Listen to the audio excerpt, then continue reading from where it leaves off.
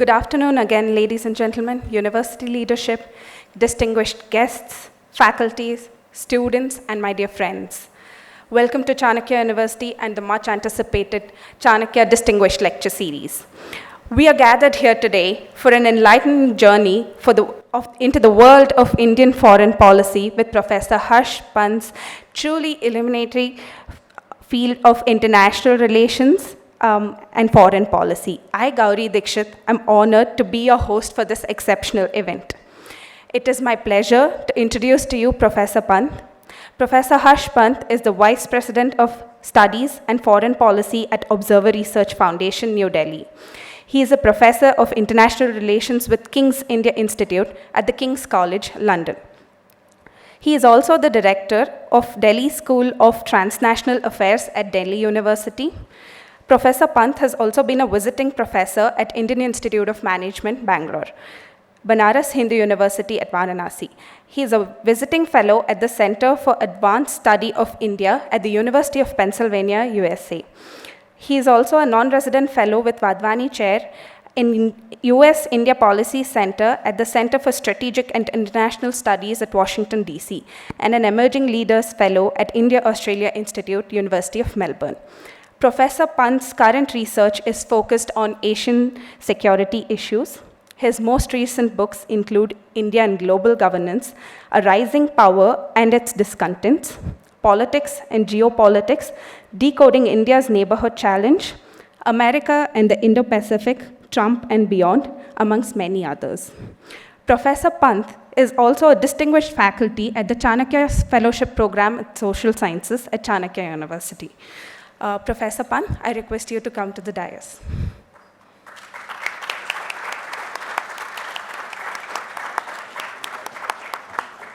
Hello, everyone.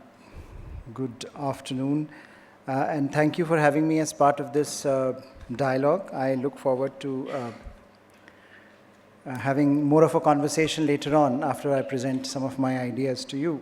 I would begin by thanking Chanakya University for giving me this opportunity to be here and to engage over the course of last 2 months with the fellows here and with the broader university community. And it's always wonderful to be able to talk to a young audience like this here. So I look forward to hearing from you what you think and learning from you. But before that, you'll have to bear with me for a few minutes. Foreign policy, usually it is said that it doesn't change very much. It evolves. There are no revolutions in foreign policies. Most nations think about their foreign policy in structural terms. There are because of history, geography, and other related aspects, the changes that you often witness in foreign policy, they are relatively few and far between, the dramatic ones. Of course, but for foreign policy to remain relevant, it also has to evolve constantly. So there may not be any revolutions, but evolution there should be if the country, the nation has to remain relevant to its surroundings, to the larger global order, and to the kind of place that it wants to create for itself. So I think when you think of Indian foreign policy, you also look at some of that evolution happening. But the reason why the last decade is particularly important is, of course, because we have had one government in place for the last decade, but also because of the turbulence in the international system. I'm sure all of you as observers of international relations or just interested in what is happening around you, not a day goes by when something or the other does not change.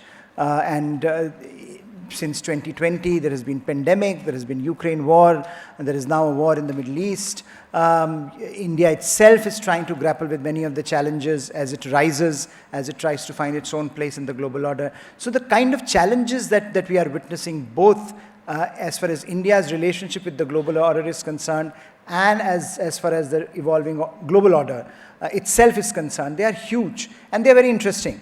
For observers, they are very interesting. For analysts, for students of international relations, they are very interesting. Because suddenly so much change is happening. And you can observe that change, feel that change, engage with that change, and think about before the change and after change. And I think for policymakers, it is equally challenging because they have to create real-time policy responses to these changes, which is often quite difficult and extraordinary. So I think as observers, and I'm one of them, as a student of international relations, this is a fascinating period, and I think those of you who are interested in foreign affairs, in international affairs, and I hope most of you are, because if you are not, then start becoming interested in it. Because you may not be interested, but certainly the global order is interested in you. So you will have to do something about it as you start or end your journey as a student here. But as I was articulating, that the last decade has been very interesting and important from India's perspective. There has been a remarkable change within India, and there is a change happening around the world in the global order. And I would, before I come to the Indian responses, I would just articulate that change for you, the sources of that change, before some of the consequences of that change in Indian foreign policy one can articulate and one can explain. So if you are trying to think of this change and the last decade or so of Indian foreign policy, you will locate the source of this change at fundamentally 3 levels. One is the structural level, one is the biggest level of analysis that you can use, and there you see a fundamental change in the way balance of power is being articulated and operationalized. So there is something happening to the world. We are away from the post-Cold War unipolar moment for sure.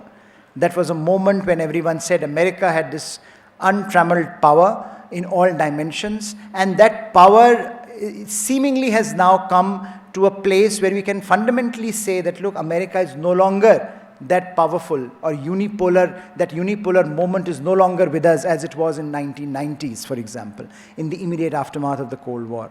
Today, we may have differences as to where the world is going. Some of us may find multipolarity, multiple actors emerging as a more convenient logic to explain the world order. Some of you may think that, well, the world is being divided into a Cold War-like bloc, China versus the US, West versus Russia, something is happening in those constructs. But fundamentally, there is a shift, and that shift is being reflected in the way new institutions are being created. Older institutions are under stress, from WHO, WTO to UN Security Council. None of the institutions that were created post-1945 seem to be working at the moment. So we are looking for new institutions. The world is looking for newer institutions and newer possibilities of cooperation. And at the same time, the response in some ways has been to build new and different kinds of institutions. Some of them are called minilaterals, plurilaterals, etc. But what the fundamental reality being that the balance of power is shifting. And that the shift in that balance of power is having enormous consequences for all of us, whichever way you look at it, whether you think of it in terms of China's rise, whether you think of it in terms of America's relative decline, whether you think of it in terms of India's own rise. The reality is that that balance of power that at least some of us grew up with, that balance of power is being fundamentally altered and reshaped and reconfigured. And so the international system is coming to terms with it, and Indian foreign policy, like other nations' foreign policies, will have to come to terms with that. There is a second order effect, structural change that is happening, and that is with regard to globalization. In the 1990s, when the Cold War ended, it became very fashionable to say it's, we are all in this together. It is all about economic cooperation. Economic globalization is going to lead the world. Francis Fukuyama wrote in his famous book, The End of History, that from now on, every free market, liberal democracy and free market capitalism would lead the way. And every country will adopt these principles. And so today, when you look at the world, it looks much less economically integrated. There are questions being asked about economic globalization that we have not asked before. Terms like decoupling, de-risking, deglobalization have entered our vocabulary that are quite striking, because at one point it was assumed that economic globalization would continue unabated in the form that it manifested itself in the 1990s. So as you look at a world that is perhaps ever more globally integrated compared to, say, your father's or your grandfather's generation, you are also looking at a world at an inflection point where the fragmentation in that global order is becoming starker. So it is not simply about the balance of power changing, it is also about some of the ideas and the economic order that we have lived with, we have benefited from. Countries like China and India have been able to bring so many people out of poverty because of the global economic order. Today finds that that global economic order, the consensus around that order is shrinking. It's strikingly difficult now to manage that transition for many countries, and you see blocks developing around these ideas. Very simply to explain it in terms of economics also, it's very, very interesting. In the past, those of you who study economics, it is often said that, look, let's trade and become friends. Today we are saying, let's trade among friends. There is a fundamental reassessment of how you view trade and economic cooperation, technology cooperation among blocks. That idea is completely has been inverted, and political trust has now entered the economic vocabulary in the way you look at economic partners and in the way you look at the economic outcomes of certain kinds of interactions. So you're looking at a world at the structural level that is changing in some fundamental ways, and nations, big and small, powerful and less powerful, are coming to terms with that at that structural level. Now this is, in some ways, in a very broad brush accounting of the global order, some of the issues, bigger issues, structural issues that are on the table. But there are the other two levels are primarily through the Indian lens. What has happened in India? The world has changed, but India too has changed. So if you go back to 2014 as an inflection point, it is an inflection point in more ways than one. It is, of course, you have the arrival of a government with a defined majority in parliament. But it also changed the nature of Indian politics in fundamental ways. The Indian politics moved from the center left to center right. What Rajni Kothari had called the Congress system of politics, Congress model of politics, is now the BJP model of politics. You have BJP at the heart of this of Indian politics, and every other actor is defining their policies and their priorities around that. So in a sense, the political shift in India in the last decade has been equally dramatic. And the consequences, of course, are being felt in politics. But consequences are, it's very natural that those consequences will also be reflected in India's external engagement, how the external world engages with India and how India engages with the external world. And so with the dominance of BJP at the center has led to the ideas from the center right now becoming more prominent.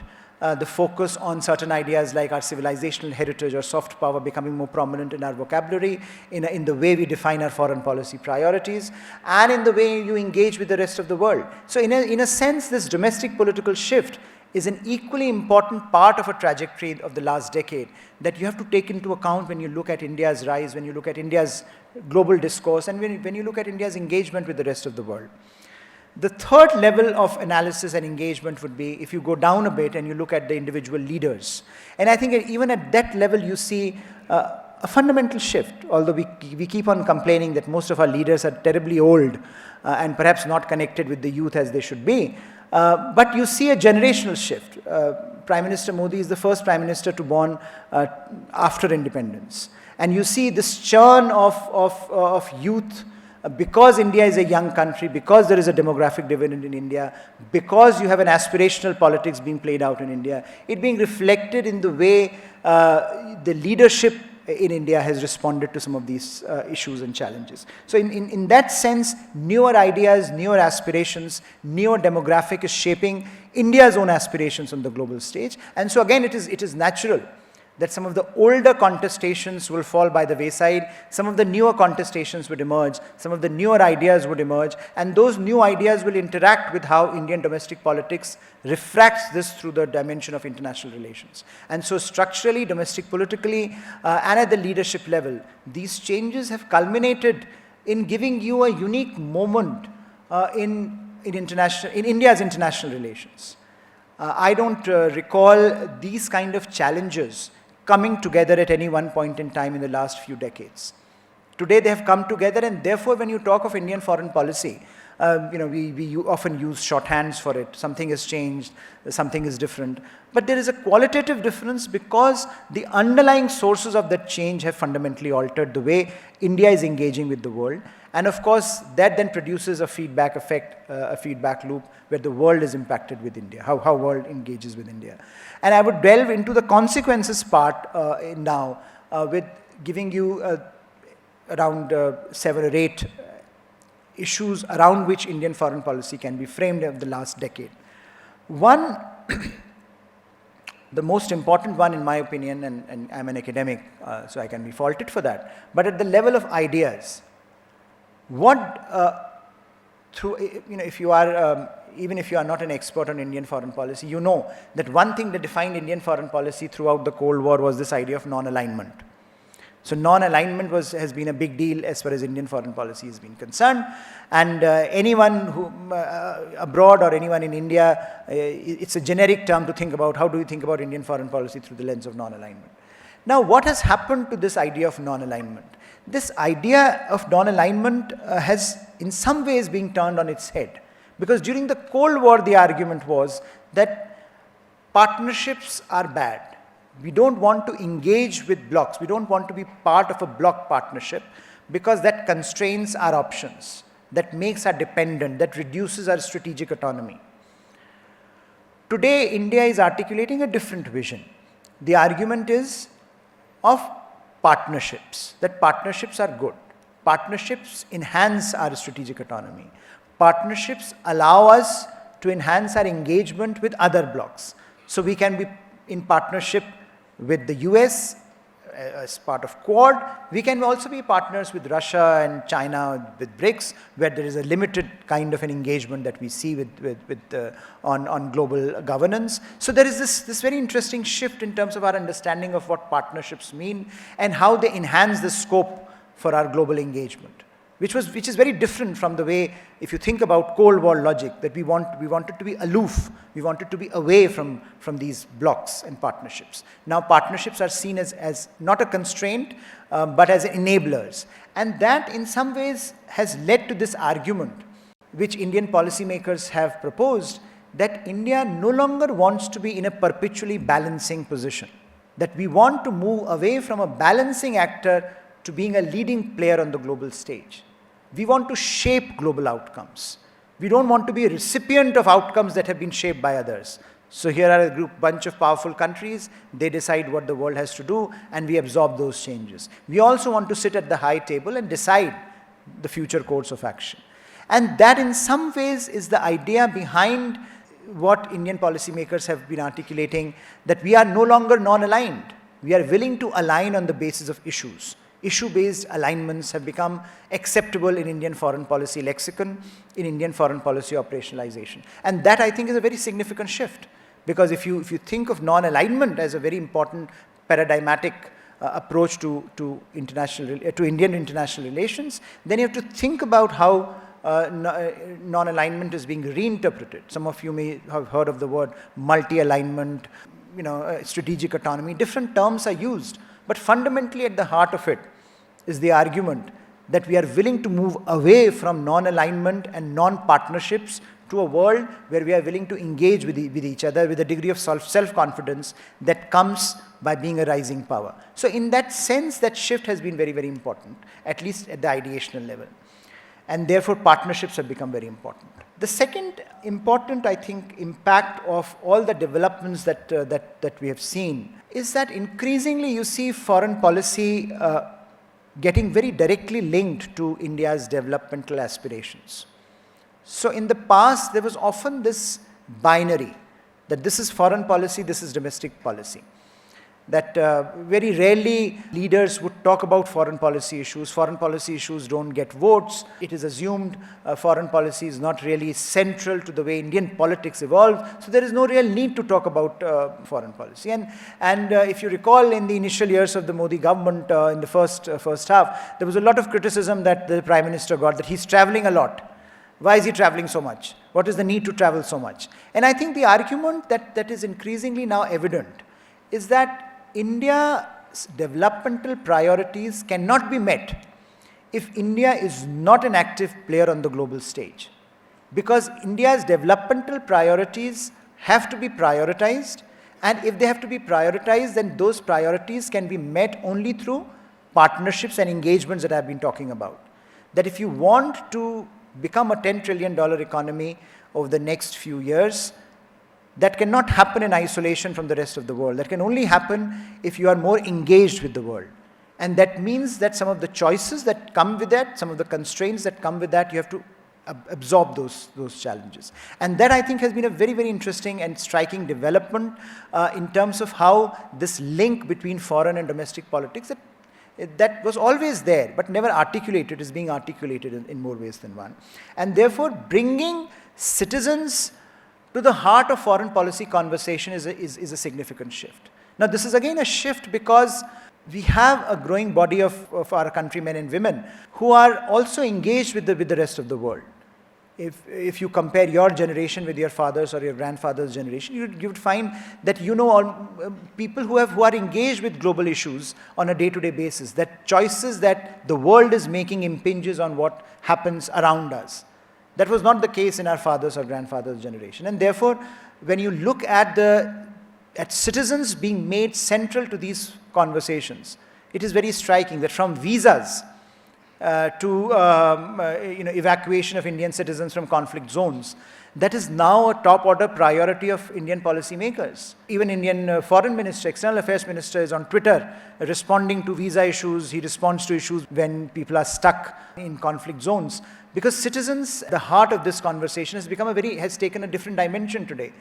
And this was strikingly evident in the G20 presidency that India had this last year, where a lot of the foreign policy conversations moved out of Delhi to so many parts of India where never before conferences on foreign policy issues, pertaining to foreign policy issues had happened. So in a sense, that change of how citizens are being brought to the center of foreign policy conversations is a very significant shift, both as a result of India's rise and in the participation of ordinary Indians in global politics, but also as the aspirations of Indian governments and how they want to bring Indian citizens to the heart of this conversation. And this is in some ways linked to this idea of India as a civilizational state, which I think is again a very interesting way of framing India's global diplomatic imprint. That it is not simply about India existing post-1947, having an impact on the global order because of its economic and military heft.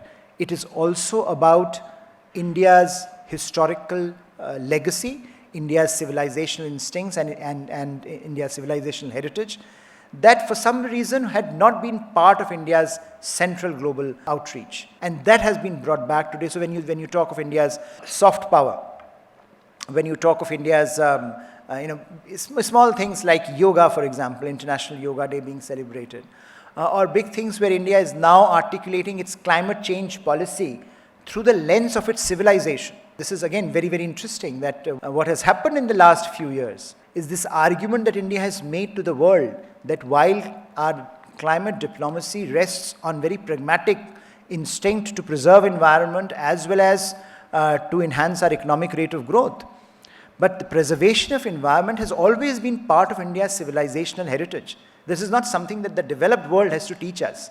And so in that sense, the terms of engagement with the West on climate change discourse has completely changed, completely altered. And India's own position has evolved in a direction which is much more in sync with where India sees itself fitting in between development and environmental preservation. So I think on all those issues, when you look at the impact that India's past is now having in some ways on India's present and the future, that's quite substantive, and in the ways it is being operationalized by policymakers, that is also quite interesting with its outreach to East Asia and West Asia, which I'll come to in a bit. Then brings us to one of the most fundamental shifts that have happened in the last decade, and which is that today we have reached a point where you can have a conversation on Indian foreign policy, perhaps without even mentioning Pakistan once. So in a sense, this shift from a Pakistan-obsessed Indian foreign policy outreach to a more global Indian foreign policy imprint has been the legacy of the last decade.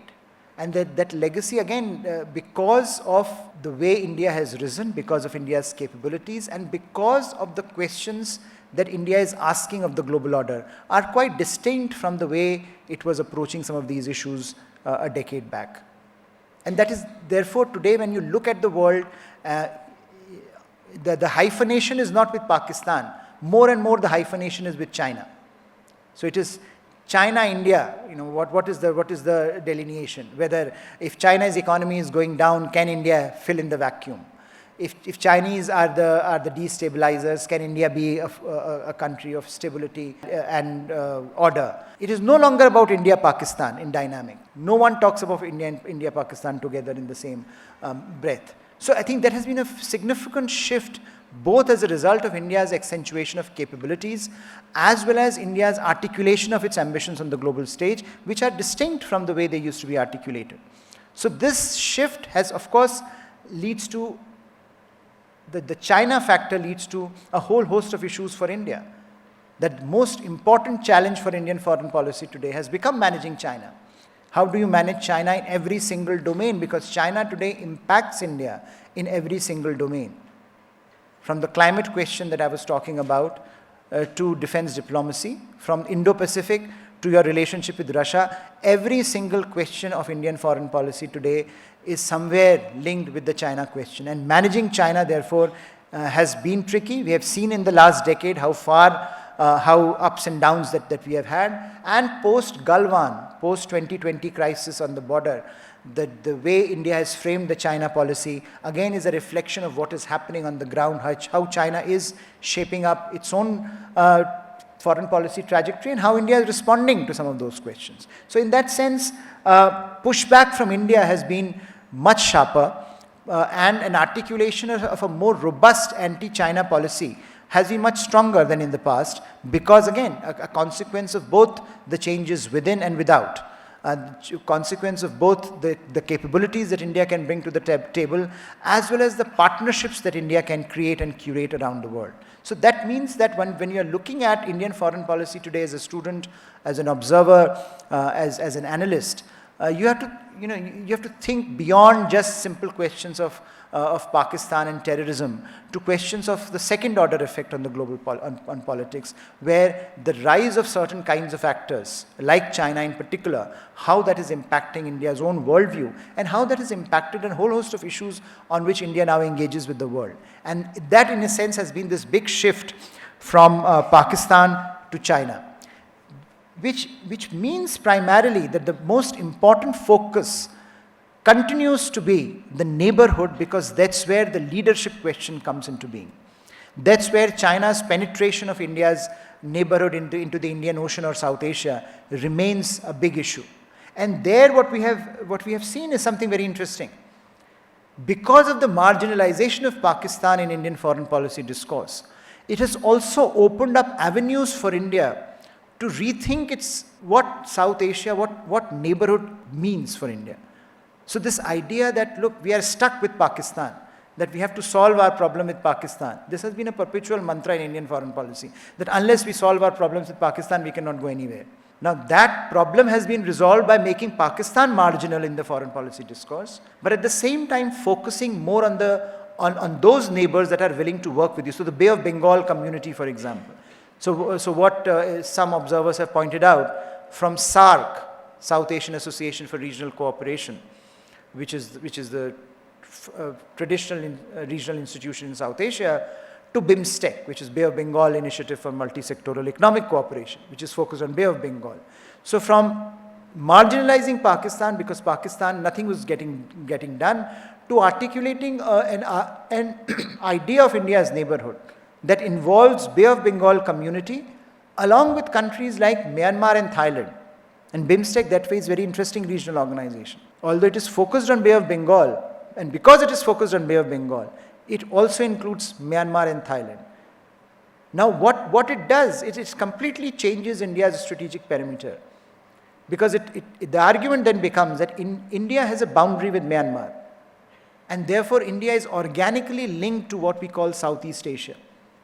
India is not an external power to be invited to Southeast Asia.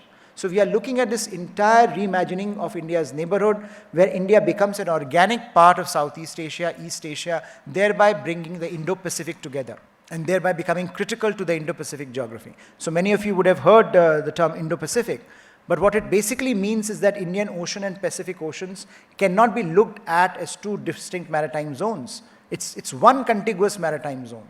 And unless India starts articulating that, no other country would be willing to look at the balance of power in the region through the same lens. So therefore, when Indo-Pacific, when you talk of Indo-Pacific, when you talk of India's neighborhood, you are now looking at India that can possibly punch above its weight, that is not seemingly confined by the idea of South Asia, that it had to resolve its problems with Pakistan, that it is a South Asian country primarily. But once you break that prism, once you look at India and India's role in the neighborhood through the prism of either BIMSTEC or the Indo-Pacific, you come to a different set of conclusions. And those conclusions give India greater agency in shaping India's own foreign policy, and as well as its engagement with some of the key regional players. And that is where you see so much is happening, whether it is Quad, whether it is engagement with the European Union, whether it is engagement with Southeast Asian countries. That has become the theater that is energizing Indian foreign policy responses. So in some ways, once again, you are looking at the world changing, India changing, India responding to that change, and the world being receptive to that change, because there is an acceptance that India is today more willing than ever to play its role in the global order. Then leads to this argument about great power diplomacy, that when you are playing on this big meta stage, which is the Indo-Pacific, there is no way you can ignore great power politics, and therefore your engagement with great powers, major powers, is going to define how you are positioned in that matrix. And that, that balance that India has so far been able to strike between the West, Russia, and its partners in the Indo-Pacific like Japan and Australia is quite striking. Not many countries have been successful in doing that. In fact, when the Ukraine war started last year in February, there were a lot of questions about whether India's relationship with the West would continue like this, because the West was pressurizing India into taking a more robust stance against Ukraine.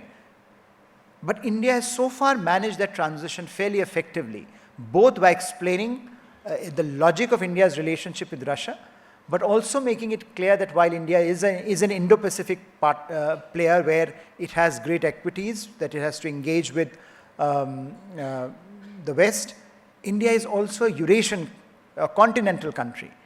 And that continental aspect cannot be ignored. And therefore, India's engagement with Russia, with Central Asia, will remain a very important part of its foreign policy legacy and aspirations, and that continues. So you see that balance between continental and maritime identities has been managed, but the issue of great power politics cannot be ignored, remains a fundamental fulcrum around which a lot of Indian foreign policy responses revolve.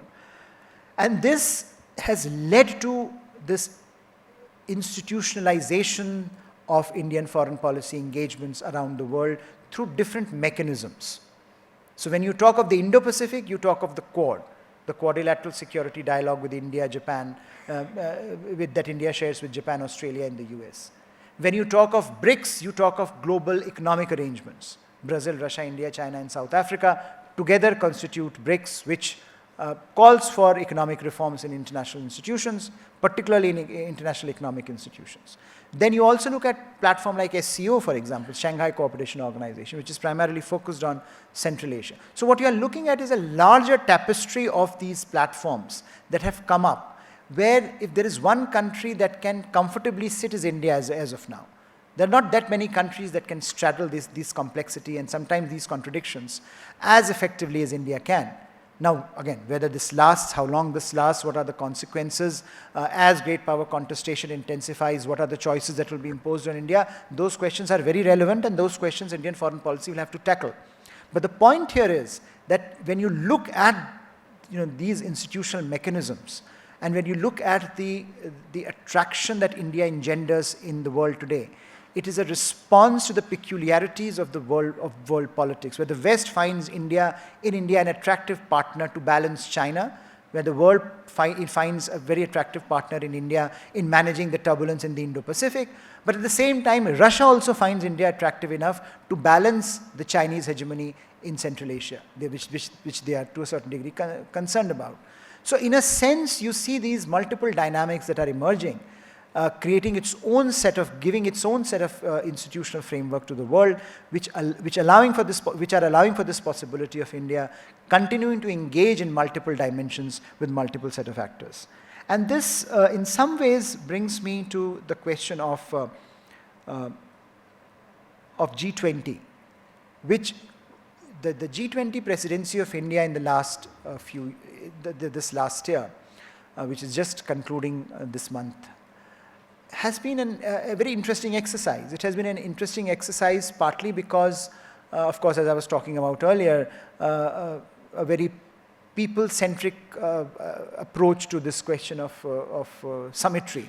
That summits were taken out of Delhi, summits were being done in places far and wide in India. But it is also a reflection of something unique that India was trying to do, that India was trying to find some consensus in a very fragmented world order. So you have China-US contestation, you have Russia-West contestation, and here are these countries sitting in G20. And India made a point that when you are looking at great power contestation, you have to fundamentally look at great power contestation not as key to global governance, but the aspirations of the global south will have to be put at the center of global governance.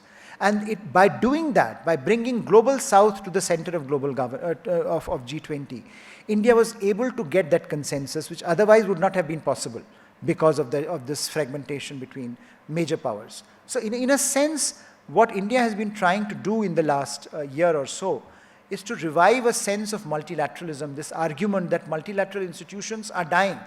Multilateral institutions need to be revived. And India should be at the forefront of asking for their revival, because it helps India, it helps India's aspirations, it helps India's interests. And therefore bringing African Union into G20 is being seen as a very strong achievement of India's presidency, because what it could do was it could coalesce the aspirations of the global south in one platform, because other platforms are not working. And that, in some ways, underscores how India's approach to global governance is evolving and changing. So now, in the past, India would often talk about India's desire to be on the UN Security Council as a permanent member. There was almost an entreaty. India should be there. Why is India not there? We are 1.4 billion, we are this billion. Today that approach has changed. The argument is that, of course, India should be there, but if India is not there, then it is more of a problem for UN system than it is for India.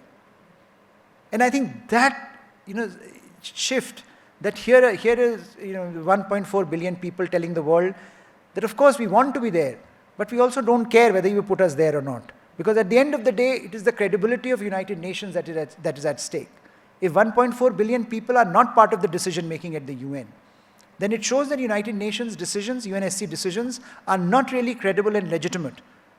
And that means that the terms of engagement with the international order has also shifted. And this has shifted because India's aspirations, India's rise in the global order, has allowed India that space where it can have that argument, or where it can have that exchange with the world as an equal. As a country that can define, that can shape the global order as much as being shaped by it. And that, I think, is an important shift in these conversations that we have seen, in these aspirations that we have tried to articulate on the global stage. And therefore, when you look at the last decade, when you look at the topic, as the topic says, evolving aspirations, it is not only the aspirations in some ways of India that are visible, that are out there, but it is also a question of the aspirations of the global order. That when you have a global order, when you have an international system, where there is a vacuum, where there is a leadership deficit, where you have either a very Trumpian style of politics being played out in the US, which is about disengagement with the world. And on the other hand, you have a Xi Jinping style of politics being played out in China, which is about disruption. Then multilateralism, then global order becomes a question of where do you get the balance right? Are there actors on the global stage that can articulate a vision for the global order, where, of course, there'll be an element of self-interest. But beyond self-interest, is there a desire to create something which is about harmonizing the interests of those perhaps who are more marginalized in the international community than, say, the major powers. And I think that aspiration was reflected both in the way India has approached the G20 presidency this year, but also the way it is approaching the creation of newer forms of international structures which involve all the newer ones like International Solar Alliance, like Indo-Pacific Oceans Initiative, etc., where the argument is that it is a very inclusive approach to global governance. Even India's vision of Indo-Pacific remains one where, in theory, if China wants to be part of that engagement, of that narrative, China is very welcome. Although the principles that India underlines are very specific, and therefore they are aimed at certain kinds of destabilizers. But I think the point that ultimately this raises is that, in a sense, now what we are witnessing is a transformation of the global order, but at the same time a transformation of India's own identity and aspirations, what kind of a role it wants to play in the world. And this debate has been going on now for quite some time in the Indian policy establishment. But I think it is also now reflected in the Indian public space, where certain kinds of aspirations that are now reflected in India's global positioning are also reflected in the way the demands that are being made on India. When we saw, for example, vaccine Maitri initiative post-COVID, almost all the countries that were powerful, that were big, had closed their doors. They were inward-looking. India was one of the fewer countries that could articulate a more global vision about how to manage the crisis, how to share resources. And in some ways, that aspiration is reflective of India's own civilizational ethos, but also a reflection of India's capabilities. So values and interests, they converge in some ways to give a shape to a new identity for India. And that convergence is now reflected in India's global positioning as it tries to transform both itself and the global order. So in a nutshell, what I want to say and I want to convey is that when you look at India's global rise, global role, you would see that India's rise is shaping, fundamentally, is shaping the global order, and in ways that we could not have envisioned as students, as observers of international relations or Indian foreign policy a few years back. And a changing global order is also shaping how it wants India to engage with the world.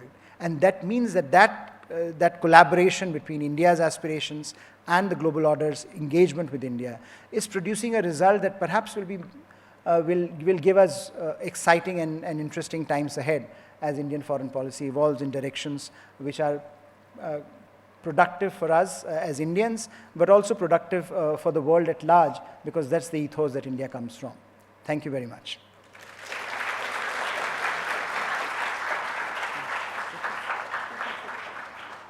Thank you, sir, for the engaging and enlightening lecture. Your insights have surely broadened our perspectives and provided us with a deeper understanding of India's world presence and our foreign policy. Now we invite the audience to participate in a brief question-answer session. I request you to keep your questions brief so that we can maximize the interaction. Good afternoon, sir. Myself, Aryan Chaudhary. I am doing a BA, major in political science. So my question is that since you talked about how India's foreign policy has changed since 2014, ever since the BJP came to power in the center, what do you think, since elections are approaching next year, how would India's foreign policy change if BJP loses the election next year? There was a reason why I made 2014 an inflection point. 2014 gives you a nice rounded decade, because it's also a decade of, you can say a decade of Mr. Modi, right? So you have a decade of Modi government. But also because in terms of domestic politics, that's a fundamental shift. Now, and I don't think that fundamental shift in Indian domestic politics is going to go away even if BJP loses, because I think the shift to center-right in India is now on par with the Congress system of governance that we used to talk about in the past. that, if you read Rajni Kothari, a political scientist earlier, his argument was that it was a Congress system for for first 50 years of Indian independence, which means that Congress's way of looking at the world was at the center of Indian politics. Everyone else was trying to position themselves around Congress. Today, if BJP, even if BJP loses 2020, next year's elections, 2024, it's unlikely that the kind of resonance and the kind of ideational constructs that they have now been able to produce would lose favor, because others are more or less adopting that, others are responding to that trajectory. So I don't think that there's going to be a fundamental shift in that regard. But of course, as I said, foreign policies don't really change overnight. So I don't think you are going to see a dramatic shift even if there is a new government in 2024. But where you may see change is a degree of, will be with regard to degree of emphasis. So for example, whether you will see that kind of an emphasis on soft power, on this whole idea of civilizational state of India, whether you will see some differences in approach towards Pakistan or China, because you always have that one, BJP has had a more of a stronger approach on the military front. So some of those emphasis might be different. But I think if you look at the general trajectory of foreign policy, you would see that a lot will continue. And especially because I think the domestic politics will not fundamentally change. The ideas, I think, a lot of the ideas that are on the table today, especially this, this participation of citizenry, right? I don't think any government is going to tomorrow come out and say we are going to dismantle this whole visa on demand system, or we are going to we are not going to bother about evacuations from conflict zones. Those things will continue, because they are seen to be driven by bottom-up demand rather than top-down engagement. So a lot of that would continue, but you would see a difference in emphasis in some regards. Thank you, sir. My name is Jem, and I'm from Chanakya's fellowship program. Thank you so much for the bird's eye view on the evolution of Indian foreign policy. While I have two questions. The first one is, while soft power is important, how effective will soft power be to take India to the next decade? And my second question is, how can we improve India's contract upholding capabilities so that we can improve its hard power stance in global politics when it comes to, I'm talking in terms of in relation to Make in India policy and the startups and all these new initiatives that the government is coming up with. See, at some point, both hard power and soft power are important. And of course, people have called smart power, it doesn't matter what kind of power it is, so long as it is smartly used. So I think, but what I think has certainly happened in the Indian case is that we were not, intuitively we think, right? Bollywood is so popular in certain parts of the world. Indian soap operas were very popular in Afghanistan, and our food is very popular. Yoga was very popular, but there was lack of state support to these attributes of power. How do you ensure that these attributes, that these critical variables, become important as you think of your foreign policy aspirations going forward? And I think what we have seen in the last few years is more of an effort is being put into that. That yes, we, of course, we have soft power in certain areas. How can we exploit them to ensure that not only our interests are enhanced, but also they can be leveraged to some end? And that is what we have seen. So everyone knew that yoga is very popular everywhere. But to bring it all together and to make it an International Yoga Day, it made, I think, the world in some ways aware that, look, India is the land from where it comes. So therefore, India is making this push. So I think in some ways it is about telling your own story. And how do you tell that story to the world? So it is about, narrative is often a word that is used. So ultimately it is about that narrative. What is your narrative? Hard power, although it matters a lot, but at times it also generates a narrative that is not often very conducive to what you want to do. So, I mean, you can take the example of what is happening with Israel at the moment.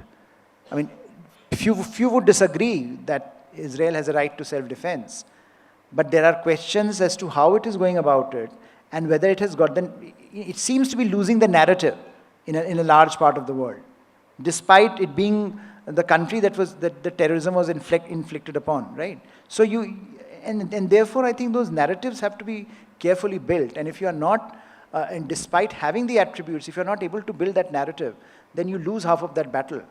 And there I think an effort has been put in, where we are talking about our knowledge systems, our heritage, our culture, much more effectively in trying to showcase our interests. And that perhaps will give us leverage, because hard power you may or may not have compared to others. Other actors will always have may have more of that. But if you have soft power, then you can balance that out. And I think that's what seems to have happened in the last few years. In terms of Make in India, and I was I was talking about this shift in globalization that is happening, our perception of what it means. And I think this very interesting logic of what is now being told is the new normal, that we have to build capacities at home. We have to build resilience at home. So we want to have we can't let China be the manufacturing capital of the world. We should also have manufacturing capacity. We should also be not over-dependent on any one particular country. We should have resilient supply chains. So all those issues are entangled with what we are trying to do at home. Whether that builds our hard power, it should. In theory, it should. But I think it's a long game. It's not going to happen with a few Make in India projects becoming successful. It will take time, but I think that's what every country in the world is, or every major country in the world is doing. I mean, you look at, Trump came to power saying, "Making America Great Again."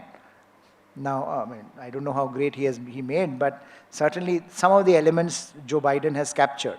So we are seeing that transition in several countries. India is no exception. So certainly some of those issues will be there, and it will hopefully amplify the hard power in some degrees. So my question is, these 10 years that you have covered, how has the role of NRIs and diaspora, how has the role changed, or if at all? What were they doing earlier? What are they doing now? Is there any evolution? I would say very significantly. I think the role of the diaspora has certainly changed in one fundamental way. I think the diaspora always wanted to do a lot, but somewhere they felt that Indian states' recognition never comes to them. So if you go back to the US-India nuclear deal that was being signed, the Indian diaspora in the US played such an important role in making that happen. But there was always a feeling that there was no recognition to the efforts that they put in. And I think what has changed is perhaps the Indian acknowledgement that Indian diaspora can contribute to India's development, and that whatever they are doing everywhere, whatever they are doing elsewhere, which I think is often a term that is used as a bridge between their native countries and India. That I think that confidence that gives to Indian diaspora is very valuable, because that they become an enabler for India's, a lot of what India is trying to achieve. Now I think diaspora politics also gets very complicated because of certain issues, but I think at the moment it's largely a positive story. My name is Usha. I'm from School of Mathematics and Natural Sciences. I spent more than 30 years in the field of computer science. So I'm a techie at heart, techie in all ways. So for me, your talk today was very enlightening. Because when I read papers or when I hear from someone, I've always been wearing the hat of a layperson, trying to understand foreign policy in whatever terms we could understand. But I think you threw a lot of fantastic lights on many aspects, and thank you for that. My question is around 2 points you said. about alignment, non-alignment to alignment and partnership, and Pakistan obsession to China focus. I loved that terms. And my question comes from the fact that I was part of a team from Government of India on a project to create a higher education institution in Myanmar. We were there for 6 years. We created that. It's known as Myanmar Institute of Information Technology. We returned last year in May. So the coup happened in 2020, as we all know. 2021. Yeah, 2021. And at that time, India took a very neutral stand. And some of us were very surprised. Why is India taking a neutral stand on a very, very important issue, right? So what I'm asking is not even anecdotal, it's his experience. It's actually what we experienced there. Our students came to us and said, there they don't call you ma'am, sir, they call you professor. So they said, professor, please come onto the road, because they were protesting against the coup.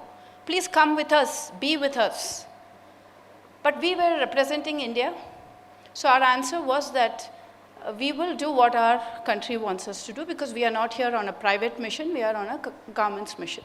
So we cannot do what you want us to do. Our personal view could be different, but we represent our country. So it bothered us a lot why India was taking a neutral stand and not being with the Myanmar public, right, the people of Myanmar. But now hearing you talk, so I'm connecting that. Today when I heard you talk and you talked about alignment and China focus. So alignment because you want to align with your neighborhood. You also talked about the Bay of Bengal initiative. And China focus. And China has a large presence in Myanmar. So is that neutral stand? The question is very simple, but the background was required. Is that neutral stand because of these two major points that you covered? My understanding is that yes, and neighborhood for India is always very challenging, because there are no black and white answers. And while the West sitting far off from here, they have the liberty to say we don't like this, we don't like that. I mean, we see that happening in Bangladesh at the moment. But for India, it is always a question of balancing competing interests. And while certainly a democratic government for a democracy like India is valuable, I don't think it can be the only interest that should define a nation's policy towards the other country. Because, I mean, at the moment, we are hearing the reports that the military government is doing very badly, and the insurgents are pushing them back. But even when Aung San Suu Kyi was there, and her party NLD was running the government, even then the military was very powerful. And so India was engaging with both, because only with the help of the military can you prevent insurgencies in your northeast. And that meant that you have to keep the military on board. And the military did help. I mean, if you talk to Indian security operatives, operational people, they will tell you that, look, it has been a very, very robust relationship. So we depend on them to ensure that insurgencies and cross-border terrorism does not take place. So you really cannot abandon them just because of their domestic politics. But also because China has such a big presence, and this is something that often India keeps telling the West, that look, you want us to be with you as part of the China balancing. But look, our problem is that China is everywhere. And China is in such a big, the investments are so huge that you have the luxury of looking away, of not involving yourself in Myanmar or a country like Myanmar. But we have to involve with whoever is in power.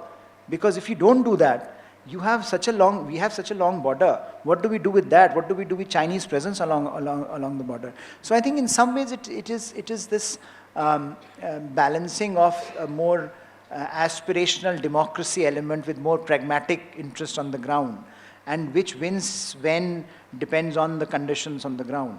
But I would say that it's a dilemma India faces with most of its neighbors, and I think in the case of Bangladesh also we are saying that the West is not very happy with Sheikh Hasina. But what is the alternative? The alternatives are something that will challenge us in ways that we have not even thought about. So I think those issues often confound our relationship with the West. Alignment. We are aligned, but we are not in alliance, and that's what we keep reminding them, that we are not an alliance partner. So there will always be differences.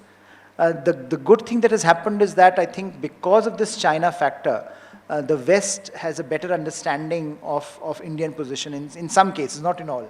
Not in the case of Myanmar, but in some other cases. Thank you. Namaste, Professor Pant. It's great to see you live. I've been following you on YouTube for the past few years. My name is Sridhar and I'm an entrepreneur and a well-wisher of the Chanakya University. My question is about the influence of debt traps and the Belt and Road initiatives and those kinds of things on foreign policy.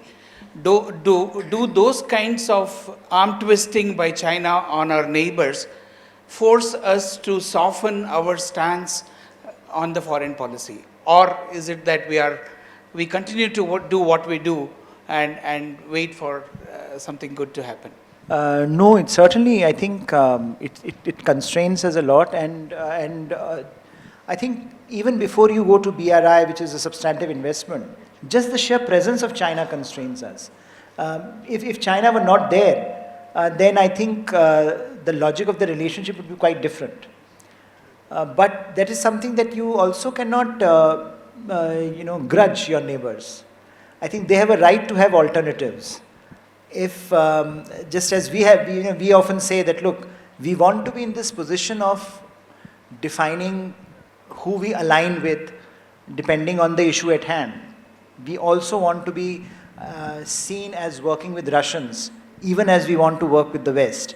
Similarly, I think our neighbors also feel at times that if India is the only game in town, they are the losers. So if they have alternatives, they can, make the most of it. But it constrains our options because I think the questions then we have to ask, we were talking about Myanmar. I mean, we can imagine a situation where China was not there. We could have taken a much more robust position against the military government. But we know that if we are not doing it, then China is filling the vacuum. And with BRI, they have upped the ante to a degree where it is even now, which is even more difficult now to disentangle. So you take a case of Sri Lanka. Now, here is a government, that has been almost brought to its knees partly by BRI, not all of it is BRI's fault. But even then, when today Chinese submarines want to sail in, they can't say no because they are in such a bad state when it comes to the relationship. And that means that the pressure that we put is of no avail because the entire structure of the relationship has changed. So I think, in the past, in the Cold War, during the days of the Cold War, there used to be this argument about Pakistan and how Pakistan is playing these games with our neighbors. But Pakistan was a small fry compared to what China today can bring. And I think that changes the nature of our relationship with most of our neighbors. And I think that is the reason why we often see these problems. I mean, Maldives is the latest case. So I think my own argument to that is that we have to learn to live with that. This will keep on happening. You have to keep looking at the long term. Sometimes you will win, sometimes you will lose, depending on who is in power. But ultimately, I think those states also realize that they can't really tilt one way too much, because the other side will then bring the costs. So I think they will balance, and India can always rely on, again, soft power. The kind of things that India brings to the table with countries like Nepal, no other, China can never think of. And I think that's where, for all the challenge that India-Nepal relations go through, Nepal has recently told China that we are out of BRI. They are none of the projects of BRI they are accepting.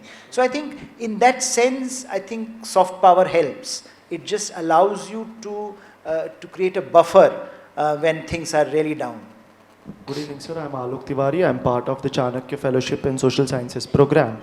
So, sir, during your interaction, you briefly talk about the unilateral arrangements. So, sir, what do you feel that India's shift in terms of the unilateral arrangements and its growing ties in terms of Quad, SCO, or to some extent, though it is not part of it, its engagement with the AUKUS. So, is it more in India's interest? And rather than engaging with the multilateral institutions, India's shift in terms of unilateral institutions, how it is going to be in the favor of India? See, the problem is, I think at this point, that a lot of these minilaterals that are being created, particularly the newer ones like Quad and AUKUS and others, they are being created because there is nothing else there.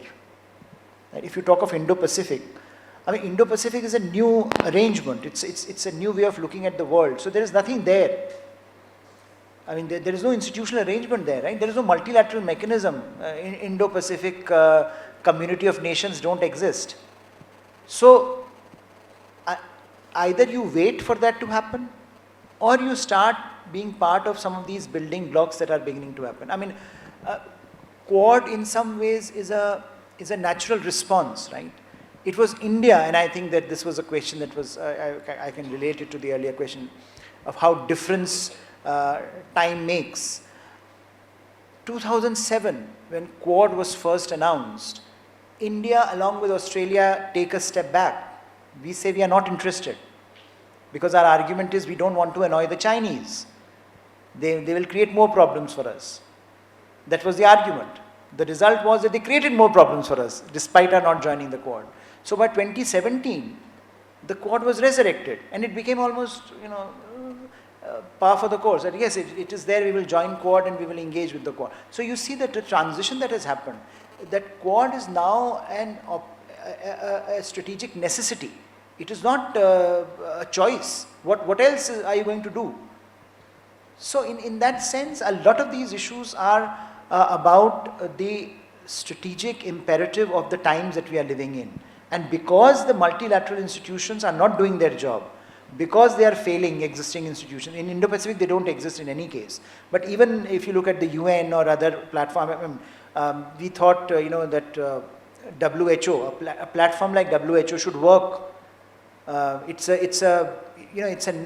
Health was considered to be a second-tier security challenge. And the argument was that when you have a second-tier security challenge, it's easier to cooperate. So WHO should have worked very efficiently. What happened in COVID? We know what happened in COVID. It did not work at all in the first instance. So in the sense that entire shift, in the way we are looking at multilateral institutions and how their failure is inspiring the creation of these minilaterals, I think this will be with us for a while. So I don't think you can, it's an either-or debate. It's something that you have to do. At the same time, you have to create, even G20 is a minilateral. It's not, there is no formal structure. It's an ad hoc coalition that was created to manage, 2005 or 6 financial crisis. So in that sense, I think that alternative doesn't exist. So we will continue to work with them, but of course, there are issues where you need strong global institutions.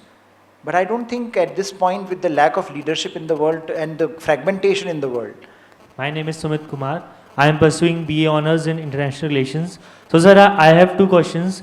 First is that, as you discussed in your speech also, that China has emerged as a great threat to our national security. So, how should we respond? How should we counter China's aggression militarily, diplomatically, and economically? And second, sir, how should India respond to coming invasion of Taiwan by China?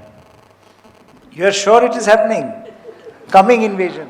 Like in future it will happen. Okay. I am Anand Kannan. I am the National Director for Inventions and Innovations with a global body based in Geneva. 2 questions that I have. over the long time that I have been associated with this domain and been traveling across the region, there is two areas that I feel that India should really be looking very seriously with the ASEAN belt.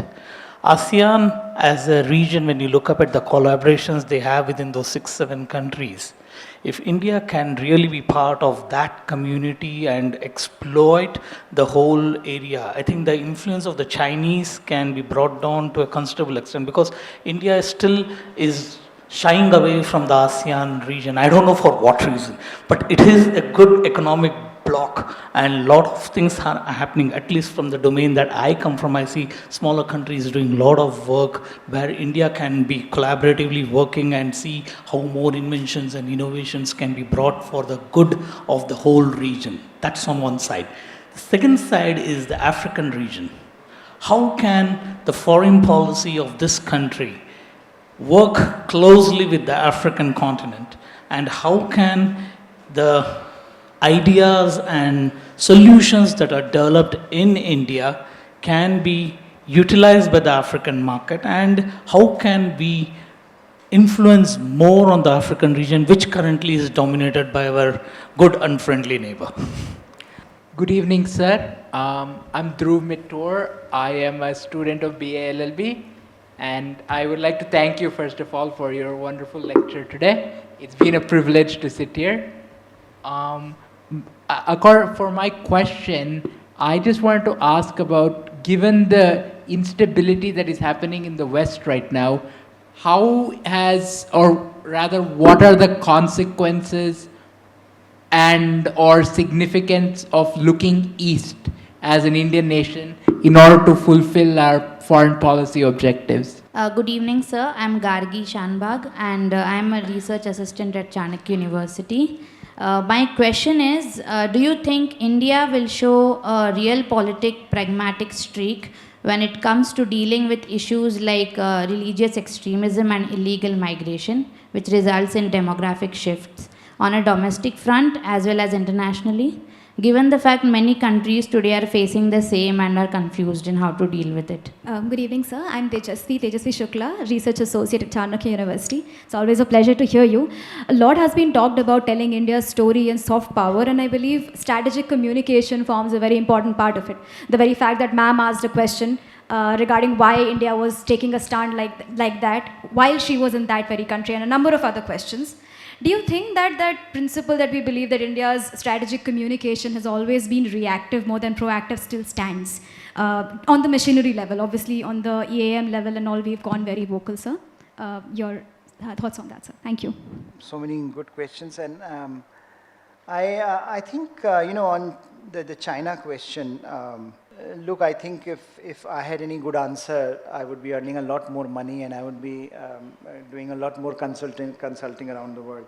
But I don't think anyone has an answer, because China is a very peculiar kind of an actor today on the global stage. It's not, there is a consensus around its activities. Some of its activities are really dubious, problematic, challenging, destabilizing. But it also does something which is now almost defining the mood of our times. Earlier we were talking about BRI. Now, if China was the first country to talk about infrastructure and connectivity deficit in the world, you cannot take it away from China. I mean, the West had so much more resources. They never talked about it. Now, the use of that by China has been very problematic, and it has created lots of problems. But I think in some ways China's role in the global order is of a disruptor, but also at times underscoring the void that has often existed. But as far as India is concerned, of course, the story is one-sided. The argument that we have made within India is that it is important to manage China, so we will keep on talking to China, and we will continue to engage China. That has not really worked. The frameworks have disappeared now. The old frameworks of late 1980s and 1990s, they have collapsed. There is nothing there to replace it. But I think, in some ways, fundamentally, you can only tackle China in two ways. One is by developing your own capacities, right? So too much focus on what China is doing and not focusing on what you can potentially do. So somehow, we are all academics here. Sometimes it's very frustrating in India when we don't have conversations about how to produce world-class educational institutions in this country. China has done it in a remarkable manner in a short period of time. But we keep on complaining about all the problems that exist. So I think there is also something that we can rectify. And ultimately building our own capabilities is the only solution that India has. The other being that in the short term, you have to have partnerships, and that we are already trying to figure out. Economically, again, we were talking about how do you restructure the economic imbalance? Do you create resilience by building capacities at home, make in India, manufacturing capacity, etc. But I think those are issues that almost every other country is also grappling with. So we are not alone in this struggle.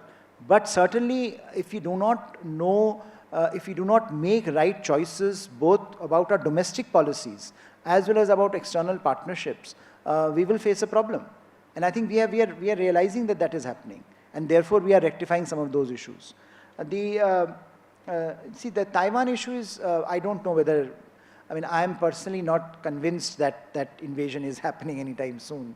But it's a challenge. It's a challenge because destabilization in Taiwan Straits, and if China becomes the dominant player there, then it creates a whole host of issues for India and for the region, which India will have to struggle with. And therefore, we are seeing the whole semiconductor engagement with Taiwan. We are trying to enhance Taiwanese capacities. And India is one of the few countries that can give Taiwan the scale that they need if they want to reduce their dependence on China. So this is again something that India should think about, and is thinking about to some degree. I agree that ASEAN is a very important player, and we have to think more deeply about it. But I think, and India, for example, India's Indo-Pacific policy, we say publicly that it's about ASEAN centrality. But what does it mean in operational terms is less clear, because they are also divided. So some of our friends are pretty obvious, Philippines now, Vietnam and Indonesia to a certain extent. They are good friends, Singapore. But there are other countries like Laos, Cambodia, which are completely in the Chinese camp. So how do you balance this very unique community of countries that are also grappling with some of their own internal challenges? I think the fact that they have not been able to finalize a code of conduct on the South China Sea is a reflection of that problem. But there is no denying that India has to be much more engaged with the ASEAN than they are. And I think at times the problem is also the reciprocity problem exists, that there have been attempts, but because of their own internal challenges. So we often see bilateral relationships much more robust than a sort of a broader frame, ASEAN relationship. Africa is a very big part of our engagement. There I think there is something interesting that can happen, because of course the G20 push has been very interesting, but beyond that there is a lot of interest in India's success story. The digital success story, the sort of technical education being one, the other. So pharmaceuticals being so in a sense, because of our historical relationship and comfort level, there is something that can be explored. But Africa and Africans also want to look at the relationship, or want us to look at the relationship through the 21st century lens. Often we fall into this trap of talking about history. Historically, we did this, we fought together. They are not interested. It's a young demographic. They have forgotten about it. So we should also move on and I think respond to today's challenges and today's opportunities, rather than keep talking about the past. And I think some of it is happening. I think we have seen in the last few years very sustained outreach to Africa. Africans used to complain that often Indians have one big visit and then they forget. The Prime Minister will come and then for 9 years nothing will happen. I think now you have regularity of these visits. Foreign Minister has been regular there. President and Vice Presidents have also traveled to different parts of Africa. So perhaps our relationship on infrastructure with the triangular cooperation, We are working with Japan on a number of projects, with the European Union on a number of projects, because again, the complaint is that Indians do not complete the projects in time compared to China. So I think those issues can be rectified if we are doing it with partnership with other seemingly more effective players on the ground. And I think those things are happening. Look East, very important, and I don't think everything that we have talked about, China, Indo-Pacific, it is about looking east. ASEAN, and this is about looking east. You cannot, I don't think India can look west without looking east more effectively. Our ability to engage with the West depends now on how effective we are in the east. So I think looking east should be a priority, and I think it is emerging as a priority. But looking east, economically, strategically, on what grounds? So there are many countries in the East which question India's economic role in the region, and I think we need to be more robust in terms of our economic engagement with the region. Religious extremism, and see, these are all very important challenges, and as you well know, that the kind of borders that we have with multiple countries, which are always in turmoil in some way or the other, it poses enormous constraints on India. So I think, as you rightly point out, that the whole migration and extremism issue is getting wrapped up, and we are seeing some very interesting election results in Europe of all the continents. I think if we want not to go down that route in some ways, I think an effective policy framework is needed now, so that you can manage migration in terms that are reflective of what people on the ground feel about it, rather than some esoteric theoretical argument around which sometimes many of these debates get wrapped up and not move forward. Strategic communication. India is speaking a lot as a nation. There are multiple, I think our foreign minister is a very effective communicator, our prime minister is a very effective communicator. But as an entity, whether we are telling our side of the story, there is still, I think, because there you need institutions. Individuals will tell their story and individuals will do their bit. But unless you have a whole of government institution that actually constantly tells that story, that becomes very difficult. So I think that is where investment needs to go. And perhaps we need to rethink our structures, whether we have something in place that can continuously tell our side of the story. I think we are getting better at it, but whether that is enough, I don't think it is enough. And you are right to point that out. Thank you, sir. Thank you, everyone, for engaging in an interesting question-answer session. As we conclude this session of Chanakya Distinguished Lecture Series, I request Kritika Reddy to deliver the vote of thanks. I'm Kritika Reddy, PhD scholar at Chanakya University. To give a formal closing to today's lecture, I would like to call Professor Yashwant Dongre on stage, Vice Chancellor of Chanakya University, to present the memento as a token of gratitude to Professor Pant.